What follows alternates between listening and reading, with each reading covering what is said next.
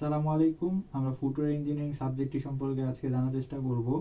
আমরা প্রথম সাবজেক্টটির পরিচিতি দেখব এবং পরবর্তীতে আমরা সাবজেক্টটিতে যে সকল বিষয় পড়ানো হয় আমাদের ফুটওয়্যার ইঞ্জিনিয়ারিংয়ে তাদের দেখার চেষ্টা করব এবং এই সাবজেক্টটি পড়ার পর উচ্চশিক্ষা, কর্মক্ষেত্র এবং সবশেষে তোমাদের জন্য সাজেশন থাকবে। যারা এই সাবজেক্টটি পড়তে চাও অথবা এই সাবজেক্টটি সম্পর্কে জানতে চাও বা দ্বিধাদ্বন্দ্বে আছো এই সাবজেক্টটি পড়বে কিনা, তো আশা করি তোমরা সম্পূর্ণ ভিডিওটি দেখবে। তো শুরুতে যদি আমরা ফুটওয়্যার ইঞ্জিনিয়ারিং সাবজেক্টটি সম্পর্কে একটু সাবজেক্টটির পরিচিতি জানার চেষ্টা করি, তো আমাদের ফুটওয়্যার ইঞ্জিনিয়ারিং ঢাকা ইউনিভার্সিটির institute of leather engineering and টেকনোলজির একটি সাবজেক্ট। তো এখানে ঢাবির ক ইউনিটে ভর্তি পরীক্ষার মাধ্যমে চান্স পেতে হয়। তো এখানে আমাদের ফুটওয়্যার ইঞ্জিনিয়ারিং এ ঢাকা ইউনিভার্সিটিতে আছে 50টি সিট আছে। তো ফুটওয়্যার ইঞ্জিনিয়ারিং সাথে প্যারালালি আমাদের আরো দুইটা সাবজেক্ট আছে, সেগুলো হচ্ছে লেদার ইঞ্জিনিয়ারিং এবং লেদার প্রোডাক্টস ইঞ্জিনিয়ারিং। তো আমাদের ফুটওয়্যার ইঞ্জিনিয়ারিং পড়ার পরে যে জব সেক্টর এবং leather engineering leather products almost same job sector. তো তোমরা যারা লেদার বা লেদার প্রোডাক্টস নিয়ে পড়ার চিন্তা করছো তারাও চাইলে এই ভিডিওটি দেখতে পারো, মোটামুটি তোমাদের একটি ভালো ধারণা হবে আশা করি। তো ফুটওয়্যার ইঞ্জিনিয়ারিং এর যদি আমরা প্রথমেই দেখি যে আমাদের ফুটওয়্যার ইঞ্জিনিয়ারিং কি পড়ানো হয়। তো আমি যেহেতু ফার্স্ট সেমিস্টারে আছি ফুটওয়্যার ইঞ্জিনিয়ারিং এ ঢাকা ইউনিভার্সিটির, তো আমাদের যে কোর্সগুলো আছে আমি সেগুলো তোমাদেরকে একটু বলতে চাই। এবং তোমরা যদি চাও অবশ্যই ঢাকা ইউনিভার্সিটির ওয়েবসাইটে গিয়ে ফুটওয়্যার ইঞ্জিনিয়ারিং এর কোর্স কারিকুলাম, তো ওইখান থেকে তোমরা দেখতে পারবে যে আমাদের footwear engineering BSc in footwear engineering 4 বছরে কি পড়ানো হয়।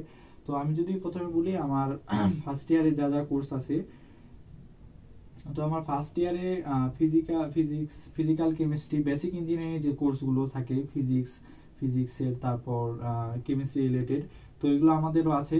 তো আমাদের ফুটওয়্যার ইঞ্জিনিয়ারিং আমাদের আছে physical chemistry, inorganic chemistry, physics, algebra and geometry, then fundamentals of leather, এবং সাথে অনেকগুলো ল্যাব আছে কেমিস্ট্রি, বিশেষ করে কেমিস্ট্রি 2টা ল্যাব আছে, ইনঅর্গানিক এবং অ্যানালিটিক্যাল কেমিস্ট্রি ল্যাব, এবং এর সাথে আছে আমাদের human employabilities lab. Footwear designing, footwear related অনেকগুলো কোর্স করতে হয়।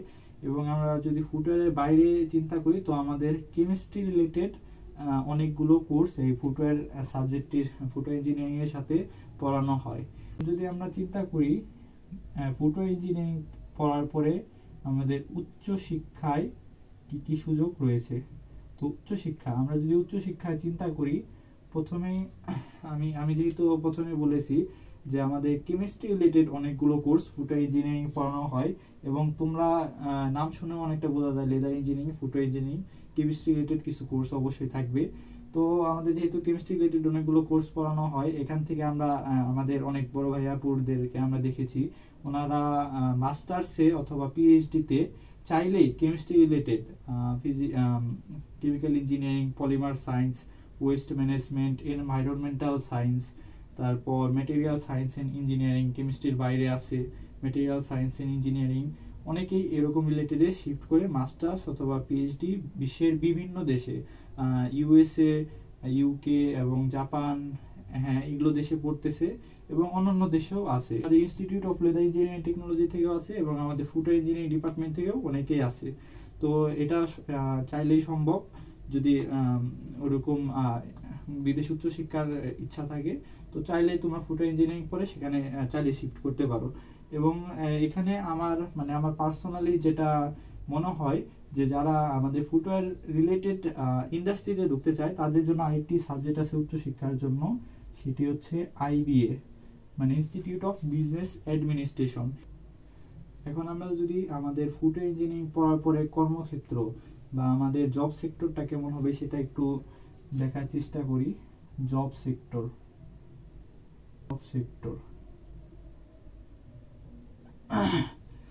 আমাদের ফুটওয়্যার ইঞ্জিনিয়ারিং পড়ার পরে যদি তোমরা জব সেক্টর হিসাবে দেখতে চাও, আমাদের গভর্নমেন্ট জব, বিসিএস, দেন আরো অনেকগুলো গভর্নমেন্ট যে সার্কুলারগুলো দেয়, তো সেখানে তোমরা চাইলে শিক্ষা ক্যাডারে বাদে অন্যগুলোতে অবশ্যই জয়েন করতে পারো।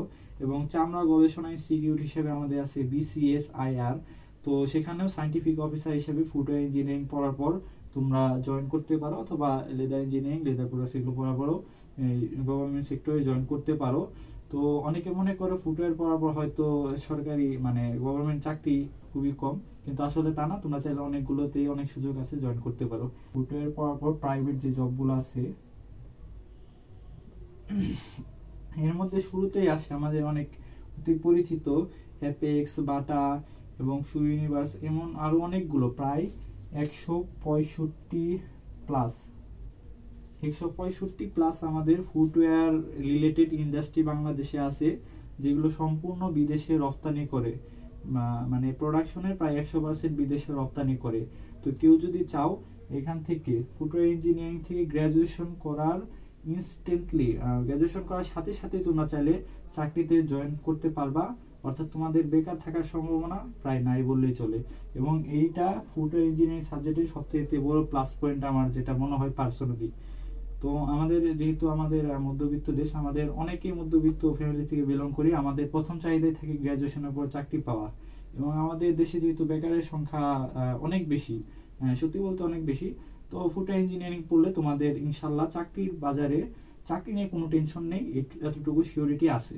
তো এখানে স্যালারি কেমন হয় ভাই? স্যালারি হচ্ছে তোমার সেক্টরে, যারা প্রাইভেট সেক্টরে ঢুকে, স্টার্টিং স্যালারি 25 থেকে 30,000 টাকার মধ্যে হয়ে থাকে, এবং পরবর্তীতে এটা 6 মাস বা 1 বছর যে যত স্কিল অর্জন করতে পারে সেই অনুযায়ী স্যালারি অনেক অনেক বলতে মোটামুটি অনেক বেড়ে যায়, 50K প্লাস। প্রাইভেট সেক্টরে স্যালারি মূলত নির্ভর করে নিজের পরিশ্রম এবং দক্ষতার উপর। তো এখানে চাইলে ফুটওয়্যার ইঞ্জিনিয়ারিং পড়ে তোমরা প্রাইভেট সেক্টরে একটি ভালো অ্যামাউন্টের স্যালারি গেইন করতে পারো। যারা footwear engineering, leather engineering, leather products engineering এই সকল সাবজেক্টে ভর্তি হওয়ার চিন্তা ভাবনা করছো, অথবা দ্বিধাদ্বন্দ্বে আছো যে তোমার জন্য এই সাবজেক্টটি কিনা, তো তাদের জন্য আমার কিছু পরামর্শ থাকবে। তো পরামর্শের প্রথমে আমি বলতে চাই এই সাবজেক্টটি পড়ার সুবিধা সমূহ। তো সুবিধার মধ্যে যদি আমি ধরি যে আমাদের ফুটওয়্যার ইঞ্জিনিয়ারিং একমাত্র ঢাকা ইউনিভার্সিটিতে আছে, একমাত্র ডিইউতে আছে। তো এখানে অবশ্যই তোমার জব নিয়ে টেনশন করার কারণেই, কারণ একটি মাত্র ইউনিভার্সিটিতে ফুটওয়্যার ইঞ্জিনিয়ারিং আছে, এবং আমাদের ইন্ডাস্ট্রিতে ফুটওয়্যার ইঞ্জিনিয়ারদের চাহিদাও মোটামুটি অনেক বেশি। তো তোমাদের যাদের চিন্তা যে গ্র্যাজুয়েশনের পরে জব করা, তারা চাইলে নির্দ্বিধায় এই সাবজেক্টে আসতে পারো। এটি একটি সাবজেক্টের একটি সুবিধা বলতে পারো। এবং ফুটওয়্যার ইঞ্জিনিয়ারিং পড়লে তোমরা ঢাকা ইউনিভার্সিটি ট্যাগ নিতে পারবে, যেটা অনেকের হয়তো ড্রিম থাকে ঢাকা ইউনিভার্সিটিতে পড়বে। তো তারাও চাইলে ফুটওয়্যার ইঞ্জিনিয়ারিং পড়তে পারো। ফুটওয়্যার ইঞ্জিনিয়ারিং পড়লে আমাদের প্রায় শুরু থেকে 99% কেসে তোমরা মানে হল বলতে আমাদের ফুটওয়্যার ইঞ্জিনিয়ারিং এ মূলত ফুটওয়্যার, লেদার প্রোডাক্টস এগুলোতে মূলত আমাদের হল হচ্ছে শহীদ সার্জন জহুরুল হক হল। তবে আমরা জহুরুল হক হলের আন্ডারে ডাক্তার কুদরতে খুদা হোস্টেল ঢাকা বিশ্ববিদ্যালয়ের, এবং মেয়েদের জন্য সুলতানা কামাল হোস্টেল, এটা মেয়েদের একটি হলের আন্ডারে আছে। এই হোস্টেলে চাইলে শুরু থেকেই সিট পাওয়া যায়। তো তোমাদের প্রায় অনেক ভালো সম্ভাবনা আছে এই সাবজেক্টে পড়লে তুমি হলে সিট পেয়ে যাবা, এবং ঢাকায় থাকতে পারবা। ঢাকায় থাকলে আর কি অনেকেই বলে যে চাকরির বাজার সম্পর্কে একটি ভালো ধারণা হয়, বা প্রতিযোগিতা সম্পর্কে একটি ধারণা হয়, যেগুলো আর কি অন্য দূরের ইউনিভার্সিটিগুলোতে পড়লে হয়তো পাওয়া যায় না। তো এটা একটা সুবিধা বলতে পারি। এখন আমি যদি এই সাবজেক্টে পড়ার অসুবিধাগুলো কথা বলি, যেগুলো অসুবিধা আছে তার মধ্যে একটি বলতে পারো যে নাম বলতে ফুটওয়্যার ইঞ্জিনিয়ারিং অনেকে জানেই না যে এই সাবজেক্টটি আসলে আছে, এই সাবজেক্টটি যে অস্তিত্ব আছে, এটা একটা ঢাকা ইউনিভার্সিটিতে ভর্তি পরীক্ষা দিয়ে ভর্তি হতে হয়, এগুলো অনেকে জানে না। সো ফুটওয়্যার ইঞ্জিনিয়ারিং পরিচয় দিতে গেলে তোমার হয়তো কোথাও তোমার বিভিন্ন প্রশ্নের সম্মুখীন হওয়া লাগতে পারে। এবং আরেকটি বড় সমস্যা যেটা অনেকের কাছে মনে হয়, যদিও আমার কাছে মনে হয় না এটা, যে আমাদের মেইন ক্যাম্পাস থেকে দূরে, যে footwear engineering, leather engineering, leather products engineering, main campus থেকে দূরে হাজারীবাগে আমাদের ক্লাস হয়, ক্লাস ল্যাব সবকিছু ওইখানে হয়, এবং হোস্টেলও ওইখানেই। তো যাদের চিন্তা মেইন ক্যাম্পাসে থাকার, তারা চাইলে হলে থাকতে পারো, তাহলে মেইন ক্যাম্পাসে থাকতে পারবা। এবং এখানে হল থেকে মেইন ক্যাম্পাস থেকে যাতায়াত করার জন্য আমাদের 4-5টা ট্রিপ বাসে অলওয়েজ থাকে। তো তোমরা ওই সুবিধা গ্রহণ করতে পারো। আচ্ছা, আমি সবশেষে আরেকবার ছোট করে একটু বলতে চাই যে আমি হয়তো ভিডিওটা এরকম ভাবে তোমাদের গুছিয়ে বলতে পারি নাই, চেষ্টা করছি কিছু ইনফরমেশন দেওয়ার, একদম লো টাইপের ভিডিও হয়েছে যদিও। তো তোমাদের কোনো প্রশ্ন থাকলে তোমরা আমাকে প্রশ্নে মেসেঞ্জার বা ফেসবুক অথবা হোয়াটসঅ্যাপে আমাকে নক দিতে পারো।